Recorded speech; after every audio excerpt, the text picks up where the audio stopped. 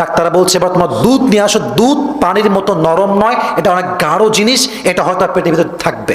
দুধ নিয়ে আসছে, দুধ ঢেলেছে, দুধ গলা দিয়ে নেমে বুক দিয়ে নেমে পেট পুরোটা কাটা, সব দুধগুলো এখান দিয়ে এসে পেট কেটে সব বের হয়ে গেছে।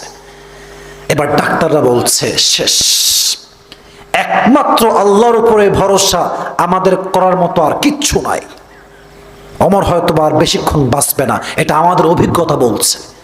হঠাৎ করে ওমরে ফারুক, লুক অ্যাট মাই আইস, চোখ দেখেন, এই যে চোখ বন্ধ ছিল, হঠাৎ করে চোখ একটু খুলেছে। দূর থেকে একজন সাহাবী দৌড় দিয়ে আসছে, ইয়া ওমর, আপনি ঠিকঠাক আছেন? আপনার কি হয়েছে? কোনো শব্দই নাই, কোনো কথাই নাই, বলছে, ইঙ্গিত করছে তোমার এই কানটা আমার মুখের কাছে